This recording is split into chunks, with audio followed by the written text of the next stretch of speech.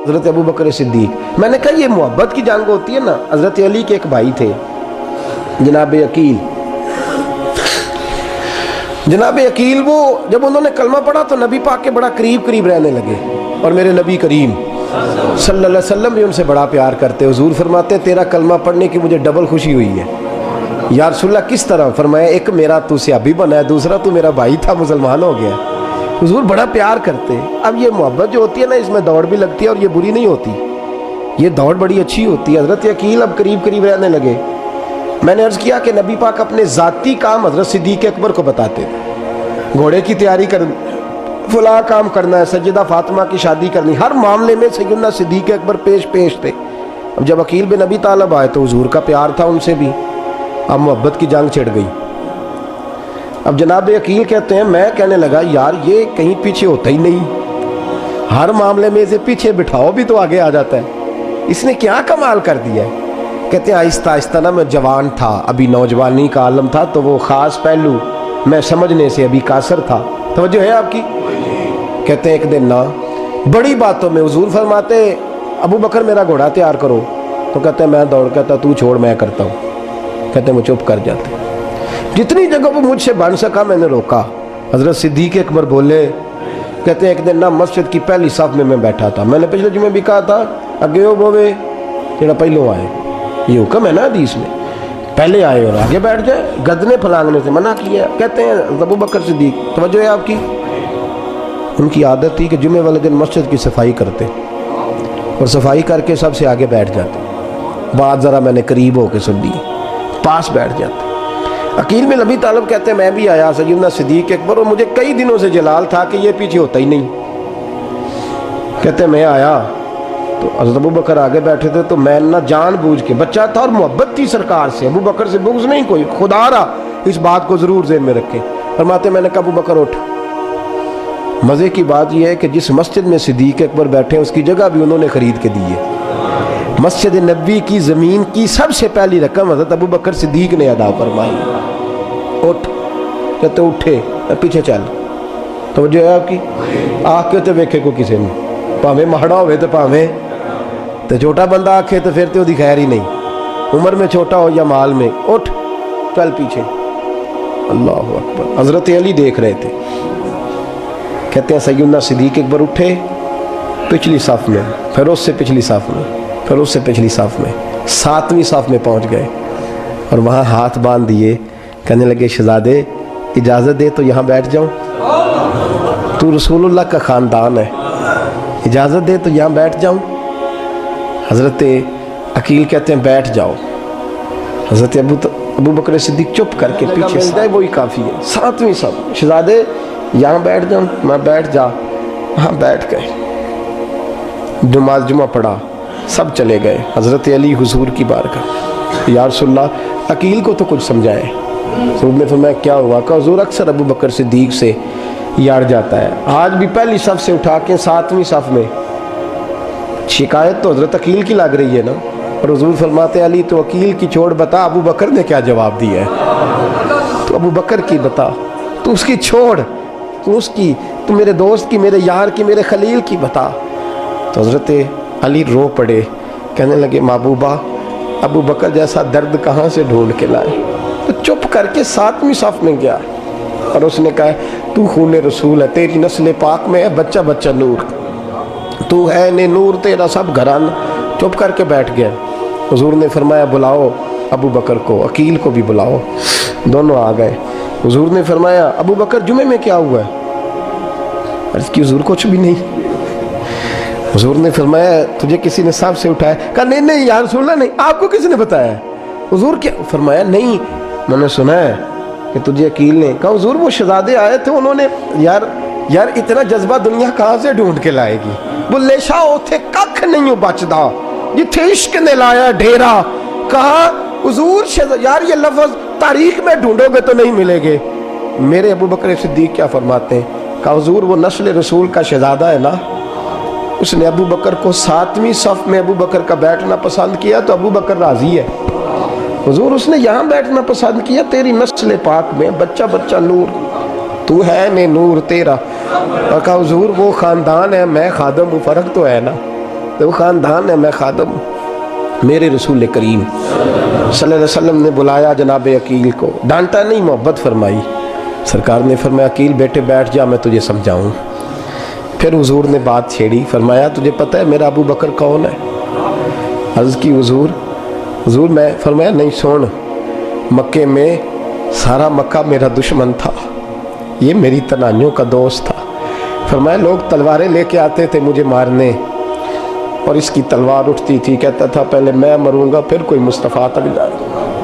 تجھے پتہ ہے یہ کون ہے؟ حضرت ابو بکر صدیق ہاتھ باندھے، حضور میں نوکر ہوں یا رسول اللہ، میں نے کوئی شکایت ہی نہیں کی۔ فرمایا عقیل یار ادھر بیٹھ بیٹے، میں تجھے بتاؤں۔ کہا لوگ مجھے شیب ابی طالب میں قید کر آئے تھے، میری بیٹیاں پتے کھا کے گزارا کرتی تھی۔ یہ ابو بکر تھا پورے مکے میں جو ظلم سہ کے میرے تک غلہ اور اناج لے کے آتا تھا۔ فرمایا عقیل ادھر آ، میں تجھے بتاؤں، تیرا خاندان تیرا قبیلہ سوائے مولا علی شیر خدا کے، فرمایا وہ سب لوگ میرے ساتھ پیار کرتے تھے، ہمارے اوپر انہوں نے مکے کی زمین تنگ کر دی۔ فرمایا میں مکے سے نکلا تھا، ابو بکر کی بیٹی غار ثور میں کھانا پکا کے لاتی تھی، اس کا بچہ بکریوں کا دودھ لے کے آتا تھا۔ فرمایا یہ جان پہ کھیل کے میری نگرانی کرتا تھا۔ فرمایا تجھے پتہ ہے جس جگہ تو بیٹھا ہوا ہے نا، یہ مسجد کی زمین بھی ابو بکر صدیق نے خرید کے دی۔ حضرت سیدنا عقیل یا رسول اللہ غلطی، حضرت ابو بکر کہتے ہیں حضور واللہ و رسول و من، میرے اوپر اللہ رسول کے احسان ہے۔ آخری لفظ میرے حبیب نے کہے، حضور نے فرمایا عقیل میرے پاس جس کے بھی پیسے آتے ہیں میں بیگانے سمجھ کے خرچ کرتا ہوں، میں کہتا ہوں فلانے کے ہیں، وہ پوچھے گا کہاں لگے، لیکن ابو بکر کے پیسے آتے ہیں تو میں اپنے سمجھ کے خرچ کرتا ہوں۔ اور میرے رسول کریم صلی اللہ علیہ وسلم نے فرمایا میرے ساتھ جس نے نیکی کی میں نے بدلہ چکا دیا ہے، ابو بکر کا میں نے بدلہ دیا ہی نہیں۔ قیامت کے دن جب سب جنت میں جانے لگیں گے تو میں اس کا بازو تھام کے اللہ کی بارگاہ میں لے جاؤں، اور میں کہوں گا یا اللہ میرے مولا کلمہ پڑھنے سے لے کر غار تک، غار سے بدر تک، بدر سے احد، حنین، خندق، تبوک اور مزار تک، یا اللہ اس کی بڑی نیکیاں ہیں، اسے تو ہی بدلہ عطا فرما۔ میرے دوستو یہ رنگ حضرت سیدنا صدیق اکبر، بس وہ اقبال نے کہا کہ صدیق کے لیے ہے خدا کا رسول، اور اس سے آگے پیچھے کچھ نہیں۔ یہ جو ماننے کا انداز ہے نا، یہ دیکھیے نا، حضرت ابو بکر صدیق، بڑی دفعہ آپ نے بات سنی ہے لیکن اس بات کی لذت بڑی شاندار ہے۔ حضرت عمر نے طبیب بلایا ہے ابو بکر کو دکھانے کے لیے ملک شام، پہلے مانتے نہیں تھے، مولا علی کی سفارش ڈالی، پھر دونوں لے کے آئے، سیدنا علی المرتضیٰ بیٹھے ہیں، حضرت عمر بیٹھے ہیں، کہتے ہیں طبیب کو چیک کرو، ملک شام کا بڑا ڈاکٹر ہے۔ چیک کر لیا تو ڈاکٹر کہنے لگا کوئی مرض نہیں، کوئی تکلیف نہیں، کمزوری بڑی ہے، کمزوری بڑی ہے، ان سے پوچھے انہیں کیا مرض ہے۔ تو حضرت عمر کہنے لگے یار بول کیا مسئلہ ہے تجھے، کیوں اتنا کمزور، اتنا بیمار رہتا ہے، کیا پرابلم ہے، کیا مسئلہ ہے؟ تو حضرت ابو بکر صدیق نے آنکھیں کھولی اور کہنے لگے عمر تو قسم اٹھا کے بتا، تجھے پتہ نہیں مجھے کیا مسئلہ ہے؟ تو اٹھا نہ قسم، جنہاں دے دل بر جانی وچھڑن، کون روے پھر تھوڑا، سب روگاں دائی روگ محمد جس کا نام وچھوڑا۔ تجھے نہیں پتا تو بول، اگر خبر ہے تو پوچھتا کیوں ہے؟ میرے دوستو کمال دیکھو، مدینے میں آج بھی مصطفیٰ کو سلام کرو تو ساتھ ہی صدیق اکبر لیٹے ہوئے، ساتھ ہی لیٹے مدینے میں۔ ابو بکر صدیق روز رات کو جا کے اس کے گھر کا کام کاج کر کے آتے۔ کام بتاؤں کیا تھا اس کا؟ جاگ رہے ہیں آپ لوگ؟ اس زمانے میں نا لوگ باتھ روم گھر میں بنا لیتے تھے، شاید پرانے لوگوں نے دیکھے ہوں، وہ اس کے اندر ہی پیشاب پخانہ رہتا تھا، وہ آتے تھے ملازم تو وہ اٹھا کے باہر پھینکا کرتے تھے، وہ بی بی گھر کے اندر پیشاب کرتی، نابینا ہے، وارث کوئی نہیں، ابو بکر صدیق آتے، امیر آدمی، اور اس کا وہ پخانہ پیشاب اٹھا کے باہر پھینک کے آتے، پھر اس کے گھڑے میں پانی بھر کے لاتے، پھر اس کے گھر میں جھاڑو دیتے، پھر اس بوڑھی عورت کو کھانا کھلاتے، پھر اس کو خرچہ دیتے، پھر اس کو کہتے کہ فلاں آدمی کی تیرے پڑوسی کی میں نے ڈیوٹی لگا دی ہے، ضرورت ہو تو اس کو کہہ دینا۔ بڑے زمانہ خدمت کی۔ ایک دن حضرت عمر فاروق اس بی بی کے دروازے پہ چلے گئے، دستک دی، اس نے کہا کون ہے دروازے؟ کہا میں عمر فاروق ہوں، عمر بن خطاب ہوں، پتہ چلا ہے آپ لوارث ہیں، میرا دل کرتا ہے میں آپ کے گھر کا کام کاج کر دیا کروں۔ تو بی بی کہنے لگی نہیں، ایک بندہ آتا ہے کئی سالوں سے وہ کر رہا ہے، مجھے وہی ٹھیک ہے، ایک آتا ہے بڑے سالوں سے کام کرتا ہے وہی ٹھیک ہے۔ تو حضرت عمر کہنے لگے میں نے بھی کام ہی کرنا ہے، کچھ اس سے کرا لے، کچھ مجھے موقع دے دے نیکی کا۔ کہنے لگی نہیں وہی ٹھیک ہے۔ تو فرمانے لگے میرے اندر کیا نقص نظر آیا ہے، اماں جی مجھے بھی ٹائم دیں۔ تو بی بی کہنے لگی نہیں وہی صحیح ہے۔ حضرت عمر جذباتی آدمی تھے، جلالی آدمی تھے، کہنے لگے میں نے کہا نہیں مجھے بتاؤ میں کیوں نہیں کر سکتا۔ تو بوڑھی اماں کہنے لگی تجھ میں اور اس میں فرق ہی بڑا ہے۔ کہا وہ کیوں؟ کہنے لگے اتنے سال ہو گئے اسے آتے ہوئے، اتنے سال، تو پہلے دن آیا ہے اور آتے کہہ رہا ہے میں عمر بن خطاب ہوں، اپنا نام بتا رہا ہے، سالوں ہو گئے میں روز پوچھتی ہوں تیرا نام کیا ہے، وہ بتاتا ہی نہیں۔ وہ کہتا ہے اماں میں کام صحیح کرتا ہوں تو نام کو چھوڑو، نام بتا کے کیا کرنا ہے۔ فرمایا یہ تھوڑا فرق ہے، اس نے اتنے سالوں میں نام نہیں بتایا اور تو پہلے دن ہی آگے کہہ رہا عمر بن خطاب ہوں، تو ابا جی کا بھی نام بتا رہا ہے، میں نے نہیں کام کرانا، مجھے وہی صحیح ہے۔ نام نہیں بتاتا، نوکری پوری کر جاتا ہے۔ حضرت سیدنا عمر فاروق فرماتے ہیں میں تہجد کے وقت جھاڑیوں میں چھپ کے بیٹھ گیا، کہتے ہیں مسجد نبی سے وہ شخص نکلا، چہرے پہ نقاب، پیروں سے ننگا، اور میں نے اس شخص کو خرامہ خرامہ اس بوڑھی عورت کے گھر کے قریب جاتے دیکھا۔ تو پیچھے سے جا کے میں نے کہا او مسافر چہرہ تو دکھا۔ تو کہتے ہیں چہرہ اٹھایا تو ابو بکر صدیق تھے، صدیق اکبر تھے۔ حضرت عمر فاروق فرماتے ہیں میں نے کہا تو جوتی کو اتار کے آتا ہے؟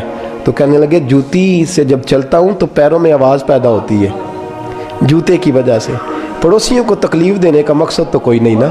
اور فرمایا جب جوتوں سے آواز پیدا ہوگی تو گلی محلے والے پوچھیں گے ابو بکر کدھر جا رہا ہے، تو میں نیکی کسی کو بتانا نہیں چاہتا۔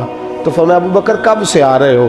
فرمایا چھوڑ عمر، بس دعا کر رب میرا آنا قبول فرما لے، تو دعا کر سرکار کی بارگاہ میں حاضری صحیح لگ جائے، چھوڑ میں کب سے آ رہا ہوں، کس وقت سے آ رہا ہوں، اس مسئلے کو چھوڑ، تو یہ دیکھ پانی پر نسویلیاں رنگا رنگ کڑے پرے آؤ سدا جانیے جس دا توڑ چڑھے۔ یہ بات آپ نے درجنوں بار سنی ہے، لیکن اس پر غور تو کرو میرے دوستو۔ حضرت عمر فاروق فرماتے ہیں جن دنوں تبوک کے لیے میرے نبی نے اعلان فرمایا میرے حالات اچھے تھے، ابو بکر کے اچھے نہیں تھے، مالی حالات کمزور تھے، کچھ مسائل تھے، میرے اچھے تھے۔ میری سرکار نے اعلان فرمایا کہ پیسے دو، فرماتے ہیں چونکہ میرے حالات بھی اچھے تھے تو میں نے کہا اس دفعہ پہلا نمبر میرا ہی ہوگا۔ فرماتے ہیں آدھا مال گھر کا، یہ بھی بڑی دلیری ہے۔ کتنا؟ بولیے اتنے تے ابے نو نہیں دس دے ساڑھے کو پیسے کنے نے، کہتے ابا جی مانگنا لین، والد صاحب کو نہیں بتاتے، ہماری جیب بکھری ہوتی ہے، ایسے ہی نانا کو مانگی نہ لے۔ آدھا مال حضرت عمر فاروق فرماتے ہیں آدھا مال میں نے بانٹ کے حضور کی بارگاہ میں، اور ساتھ میرا ارادہ ہے کہ ابو بکر آج میں نہیں تجھے آگے گزرنے دیتا۔ فرماتے ہیں مال پیش کیا، تھوڑی دیر گزری تو ابو بکر بھی آ گئے، اور منظر کیا ہے؟ کہتے ہیں انہوں نے قمیض پہنی ہوئی ہے بوریے کی، سر پہ ٹوپی کوئی نہیں، پیروں میں جوتا کوئی نہیں، سر میں ٹوپی کوئی نہیں، پیروں میں جوتا کوئی نہیں۔ کہتے ہیں ابو بکر صدیق آئے، سب کا مال آیا، مصطفیٰ کی بھی اتنی توجہ نہیں تھی، پر جب ابو بکر آئے تو میں نے مصطفیٰ کریم کے انداز بھی بدلے ہوئے دیکھے، اس شخص کے آنے پر بدلے ہوئے دیکھے۔ فرماتے ہیں میرے رسول پاک کے سامنے ہر چیز ابو بکر نے قدموں میں ڈھیر کر دی، اور ڈھیر کر کے نا چیزیں رکھ کے تو فٹافٹ پچھلی سائڈ پہ، کسی کو پتہ نہ چل جائے، پچھلی سائڈ پہ حضور کے۔ تو حضور نے فرمایا ابو بکر سامنے آنا، گھر کیا چھوڑ کے آیا ہے؟ فرمایا ہر چیز، پیچھے بیٹھ گئے۔ تو محبوب نے بازو تھام کے آگے کیا، فرمایا کیا چھوڑ کے آیا گھر؟ یہ اس بات پہ بات آپ نے پہلے بھی سنی ہے، لیکن ان لفظوں پہ غور کرو۔ ابو بکر نے یہ نہیں کہا حضور کچھ بھی نہیں میں سارا کچھ لے، یہ لفظ کہا ہی نہیں۔ اللہ کرے ہمیں اس عقیدے کو سمجھیں، اس نظریے کو۔ یہ ترمذی اور مشکات دونوں میں یہ لفظ موجود ہے۔ یہ نہیں کہا حضور کچھ بھی نہیں سارا کچھ لے آیا ہوں، یہ نہیں فرمایا۔ حضور نے فرمایا ابو بکر کیا چھوڑ کے آئے ہو گھر؟ توجہ ہے آپ کی؟ لفظ دیکھیں، کہا ما ابقیت اللہ و رسولے، یا رسول اللہ گھر میں خدا کو بھی چھوڑ آیا ہوں، محمد مصطفیٰ کو بھی چھوڑ آیا ہوں۔ یہ لفظ ہے سیاستہ کی۔ اقبال کہتے ہیں پروانے کو شمع بلبل کو بھول، بس اس بس کو سمجھنا، پروانے کو شمع بلبل کو پھول، بس صدیق کے لیے ہے خدا کا رسول اور بس۔